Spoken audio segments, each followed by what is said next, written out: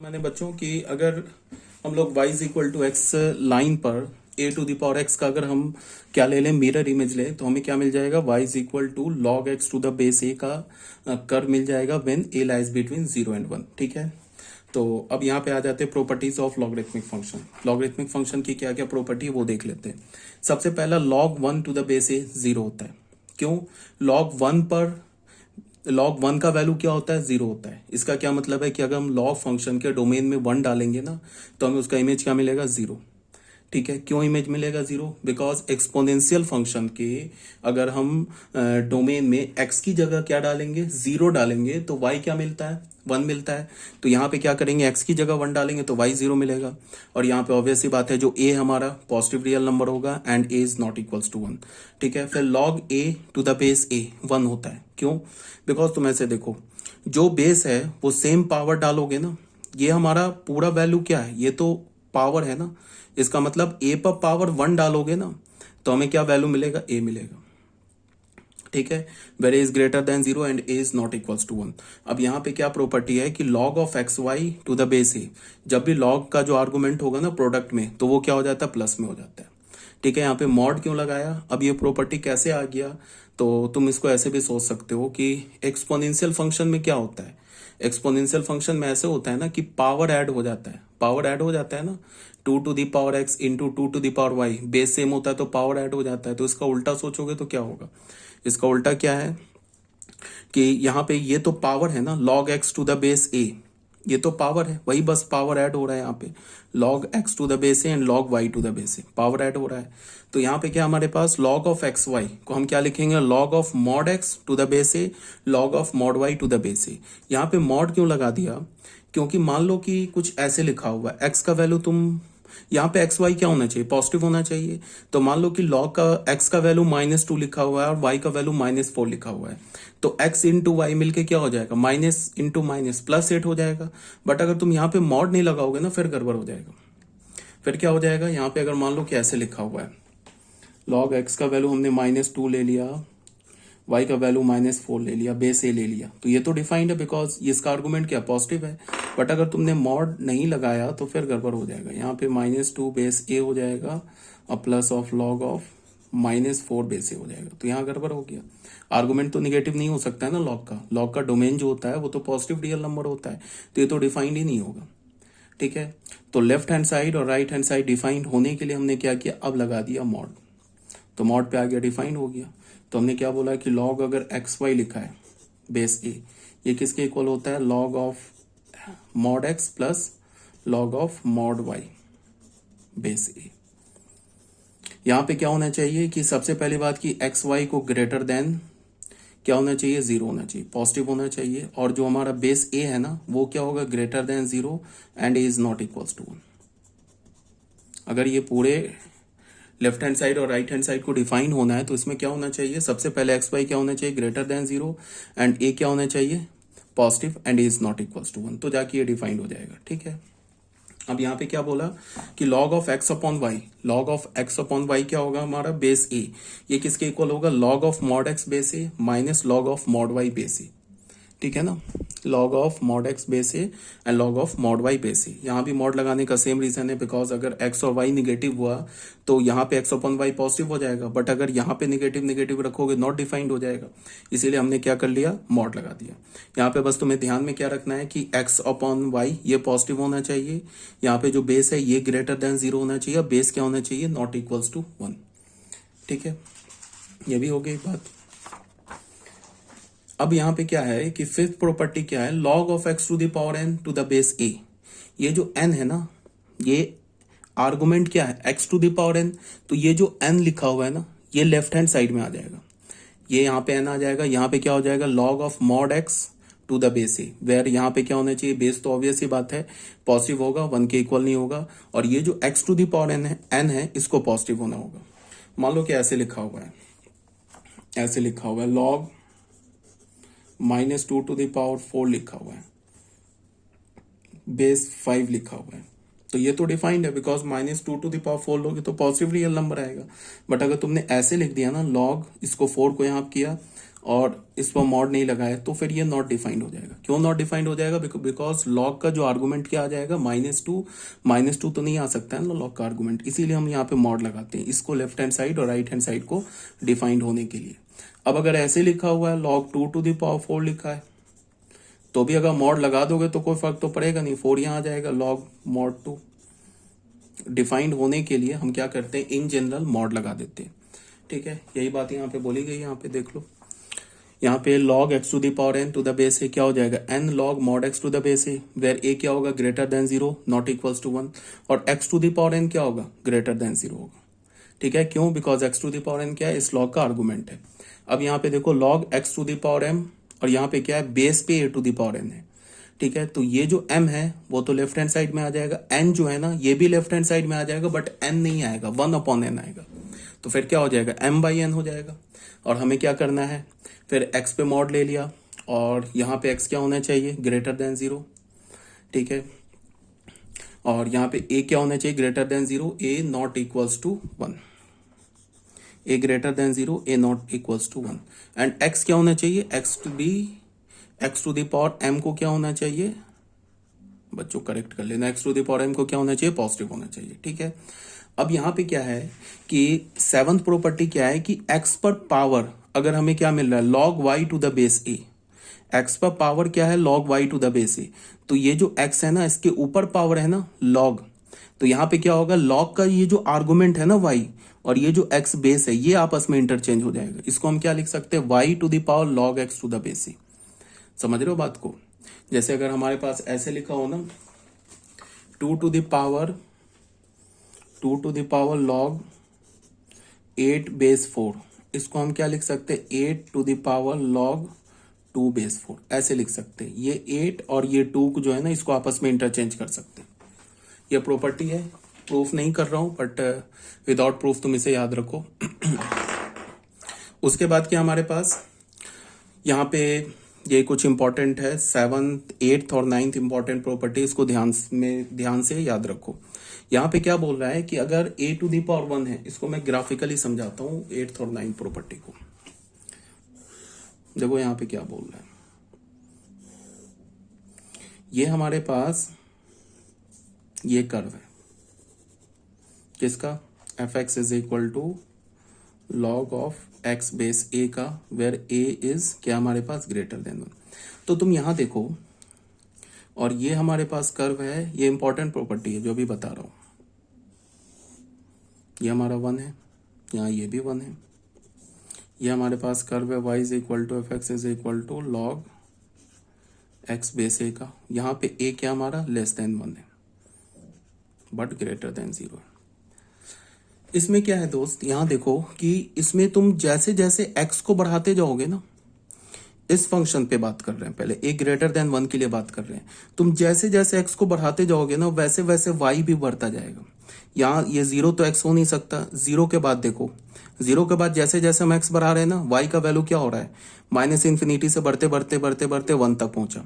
1 पर क्या हो गया, 1 पर हो गया इसका वैल्यू 0, और अब फिर हम 1 से आगे बढ़ाते जा रहे हैं x को, तो क्या होता जा रहा है कि y फिर 1, यहाँ 1 पे तो 0 हो गया, x इज इक्वल टू 1 पे 0 हो गया। जैसे जैसे y x का वैल्यू हम ग्रेटर देन 1 ले रहे हैं, y का वैल्यू क्या हो गया, पॉजिटिव हो गया, और कहाँ जा रहा है, पॉजिटिव इन्फिनिटी को।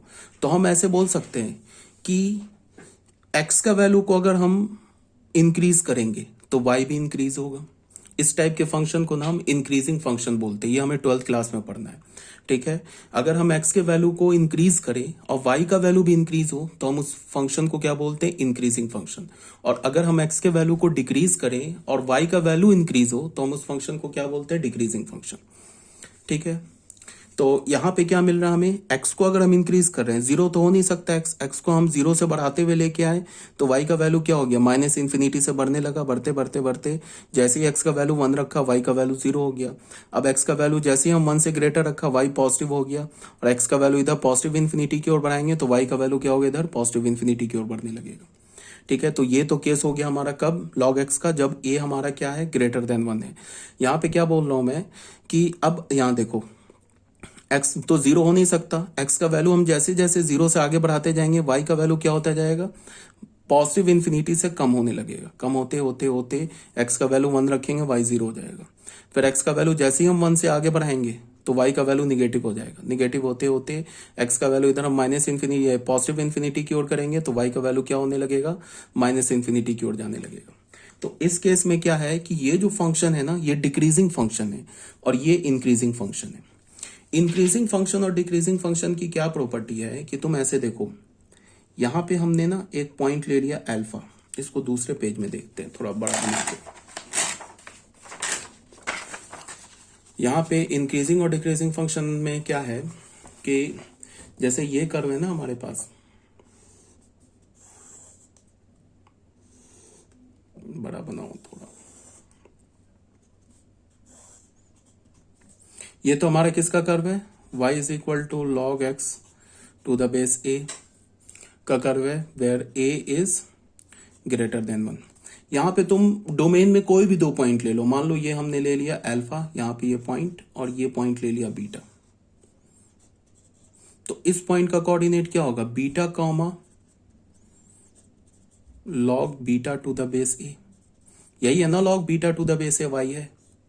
और इस पॉइंट का कोऑर्डिनेट क्या होगा, एक्स कोऑर्डिनेट क्या होगा, alpha comma log alpha to the base a, यही तो है वाई। ठीक है, अब यहां पे तुम डोमेन में कोई भी दो पॉइंट ले लो, यहां पे क्या है कि अल्फा जो है ना छोटा है बीटा से, अगर ये इंक्रीजिंग फंक्शन की बात बता रहा हूं, अगर अल्फा बीटा से छोटा है तो अल्फा पर फंक्शन का वैल्यू भी बीटा के पे फंक्शन के वैल्यू से छोटा ही होगा। इसका मतलब कि अल्फा पे फंक्शन का वैल्यू क्या है, log alpha to the base a, ये भी लेस ही होगा log beta to the base a से, यही बोला जा रहा है कब, for increasing function, increasing function के लिए बोला जा रहा है। देख लो ना, यही होता है ना वाई कोऑर्डिनेट और ये होता है वाई कोऑर्डिनेट, तो वाई कोऑर्डिनेट देखो बीटा पे ग्रेटर है ना अल्फा के कॉरस्पॉन्डिंग। ठीक है, तो इसका क्या मतलब है, देखो अल्फा का वाई कोऑर्डिनेट क्या होगा, यहां से रीड करोगे, 0 से रीड करोगे ना, यही होगा ना वाई कोऑर्डिनेट, अल्फा के कॉरस्पॉन्डिंग वाई का वैल्यू, बीटा के कॉरस्पॉन्डिंग वाई का वैल्यू देखो नहीं ग्रेटर है, ये बीटा का वैल्यू है, यहां से यहां तक क्या है, ये अल्फा का वैल्यू है। तो बीटा का वैल्यू ऑब्वियस सी बात है, सॉरी एफ ऑफ बीटा जो है हमारा, वो ऑब्वियस सी बात क्या है, एफ ऑफ अल्फा से ग्रेटर है। तो हम फाइनल क्या बोल रहे हैं कि अगर अल्फा लेस देन बीटा है, तो अगर फंक्शन इंक्रीजिंग है तो एफ ऑफ अल्फा क्या है, फंक्शन का वैल्यू अल्फा पे, यही होता है ना वाई, ये छोटा ही होगा एफ ऑफ बीटा से, फंक्शन के का वैल्यू बीटा पे, यही तो है वाई। तो अगर अल्फा और बीटा किसका काम कर रहा है, एक्स का काम कर रहा है, तो अगर हमने बोला कि alpha is less than beta, then f of alpha is also less than f of beta. इसको हम क्या बोल सकते हैं, एफ ऑफ अल्फा को log alpha to the base a is less than log beta to the base a, ये बोला जा रहा है। समझ में आ रही है बात, ये किसके लिए बोला जा रहा है, for increasing function, increasing function के लिए बोला जा रहा है। बिकॉज ये जो हमारा फंक्शन है ना log x to the base a where a is greater than 1, ये एक इंक्रीजिंग फंक्शन है। जब बेस हमारा होता है ना ग्रेटर देन 1 तो ये हमारा इंक्रीजिंग फंक्शन होता है। इसको और हम जनरलाइज कर लेते हैं, ऐसे बोल लेते हैं, if x1 is less than x2 where x1 x2, ये क्या हमारा लॉग फंक्शन का डोमेन है, तो ये क्या होना चाहिए, r प्लस होना चाहिए। अगर x1 x2 से छोटा है तो ये क्या इंप्लाई कर रहा है कि log ऑफ, या फिर ऐसे ले लो f ऑफ x1 भी छोटा होगा f ऑफ x2 से, इंप्लाइज ये क्या कर रहा है, log x1 बेस a छोटा होगा log x2 बेस a से, यही इंप्लाई कर रहा है। तो तुम ऐसे भी देख सकते हो, अगर मैंने बोला कि x1 less than x1 less than x2, या मैंने बोला x2 is greater than x1, then log x2 base a is greater than log x1 base a। या तो तुम यहां से इसको यहां से यहां देख लो, या यहां पे तुम ऐसे बोल सकते हो कि अगर हमने फंक्शन में ऐसे लिखा x1 लेस देन x2, अगर इसमें हमने दोनों साइड log फंक्शन अप्लाई कर दिया x1 x2 पे, और जो log फंक्शन अप्लाई किया उसका बेस अगर ग्रेटर देन 1 है, इसी बात को हम ऐसे बोल सकते, तो इनइक्वालिटी का साइन रिवर्स नहीं होगा। अगर हमें x1 लेस देन x2 दे रखा है, इस पे अगर हमने log फंक्शन अप्लाई कर दिया और log फंक्शन का जो बेस है a अगर वो ग्रेटर देन 1 है, तो इनइक्वालिटी का साइन रिवर्स नहीं होगा। तो इसको हमने ऐसे बोला log x1 बेस a, ये भी होगा log x2 base a, where a is greater than 1। एक तो हमने बोला कि x1 x2 पर हमने लॉग फंक्शन अप्लाई कर दिया तो ये हमें मिल जाएगा, इनइक्वालिटी का साइन रिवर्स नहीं होगा। अगर हमने इस log x1 बेस a और log x2 बेस a इससे लॉग फंक्शन को हटा दिया तो ये जो आर्गुमेंट है ना ये as it is same inequality sign के साथ आ जाएगा। तुम यहां से यहां देखो या फिर तुम यहां से यहां देखो, ये दोनों ट्रू है। ठीक है, मतलब कि अगर ऐसा लिखा है ना तो तुम ऐसा बोल सकते हो और ऐसा लिखा है तो फिर तुम ऐसा बोल सकते हो। ये काफी इंपॉर्टेंट है। ये किसके लिए ट्रू है? Only for increasing function. जब हमारा फंक्शन इंक्रीजिंग होगा उसके लिए ये ट्रू है। ठीक है, अब आ जाओ, जब हमारे पास हमने बोला क्या, फंक्शन ले लिया y is equal to f x is equal to log x to the base a ले लिया, और यहाँ क्या बोला, a जो हमारा 0 से 1 के बीच में। अब हमारे पास फंक्शन का कर्व कैसा बन रहा है? ऐसा बन रहा है ना फंक्शन का कर्व।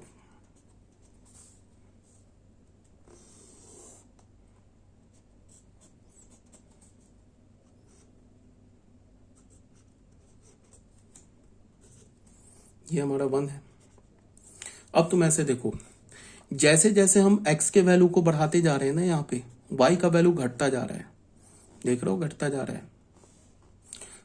x को बढ़ा रहे हैं, x को बढ़ाने का मतलब कि x को हम पॉजिटिव इन्फिनिटी की ओर ले जा रहे हैं तो y हमारा निगेटिव इन्फिनिटी को जा रहा है। और अगर हम x के वैल्यू को देखो ऐसे डिक्रीज करेंगे ना तो y हमारा क्या होने लगेगा? इंक्रीज होने लगेगा। मतलब x और y में ना इनवर्स रिलेशन है। x को इंक्रीज y डिक्रीज, या x को डिक्रीज y इंक्रीज, ये होने लगेगा। तो इस टाइप के फंक्शन को हम क्या बोलते हैं? डिक्रीजिंग फंक्शन बोलते हैं। इस टाइप के फंक्शन क्या बोलते हैं? डिक्रीजिंग फंक्शन बोलते हैं। अब तुम ऐसे देखो, मान लो ये अल्फा है और इस पॉइंट को हमने बीटा बोल दिया। कोई भी पॉइंट ले लो अल्फा बीटा फंक्शन के डोमेन में, एनी पॉइंट ले लो, कहीं पर भी जाके ले लो डोमेन में अल्फा बीटा। तो अगर अल्फा बीटा से छोटा है, अच्छा उससे भी पहले इस पॉइंट का कोऑर्डिनेट क्या होगा? इस पॉइंट का कोऑर्डिनेट होगा alpha f of alpha. F of alpha ही तो y है और y तो हमारा क्या है? लॉग अल्फा बेस है। इस पॉइंट का कोऑर्डिनेट क्या होगा? इस पॉइंट के अगर हम कोऑर्डिनेट की बात करें, बीटा, एक्स कोऑर्डिनेट तो बीटा हो जाएगा और ये क्या हो जाएगा? F of beta. F of beta ही तो है हमारा log beta to the base a, और यही तो हमारा किसके इक्वल है? y के इक्वल है। ठीक है, अब मैं क्या बोल रहा हूं, अगर अल्फा बीटा से छोटा है तो फंक्शन का वैल्यू अल्फा पर ग्रेटर होगा फंक्शन का वैल्यू बीटा से। देख लो, फंक्शन का वैल्यू अल्फा पे ये है, यहां से ओरिजिन से रीड करोगे ना, ये हमारा क्या है? ये हमारा जो है ये एफ ऑफ अल्फा है। एफ ऑफ अल्फा की यही वैल्यू आएगी ना। और एफ ऑफ बीटा क्या है हमारा? यहां से यहां तक है। ये क्या हो गया हमारा? एफ ऑफ बीटा हो गया। तो ऑब्वियस सी बात है ना, निगेटिव में है तो एफ ऑफ बीटा क्या हो जाएगा? छोटा होगा ना, लेस होगा ना एफ ऑफ अल्फा से। तो इसका मतलब क्या होगा कि log alpha base a is greater than log beta base a। ये कहने का मतलब है। कहने का क्या मतलब है कि अगर अल्फा बीटा से छोटा है तो अल्फा पे फंक्शन का वैल्यू क्या होगा? बड़ा होगा बीटा पे फंक्शन के वैल्यू से। जो बीटा पे फंक्शन का वैल्यू होगा ना वो क्या होगा? ग्रेटर होगा। किससे? अल्फा पे जो फंक्शन का वैल्यू होगा। मतलब कहने का क्या है कि इनइक्वालिटी का साइन रिवर्स हो जाएगा। अब तुम इसको यहां से ऐसे देखो, इसको देखो, या फिर तुम इसको ऐसे देखो, f of alpha less than beta, तो log alpha base a greater than log beta base a। मतलब क्या होगा? अल्फा बीटा पे अगर हम फंक्शन अप्लाई करेंगे ना, लॉगरिथमिक फंक्शन, कौन सा लॉगरिथमिक फंक्शन? जिसका बेस a जो है वो 0 से 1 के बीच में होगा, वो लॉगरिथमिक फंक्शन अप्लाई करेंगे तो इनइक्वालिटी का साइन रिवर्स हो जाएगा। या फिर तुम ऐसे बोलो कि अगर हम लॉग फंक्शन को रिमूव करेंगे ना तो जो हमारा आर्गुमेंट बचेगा ना अल्फा बीटा, उस पर इनइक्वालिटी का साइन रिवर्स हो जाएगा। अब ठीक है, ये बात हो गई। इसी बात को हम जनरलाइज कैसे कर सकते हैं?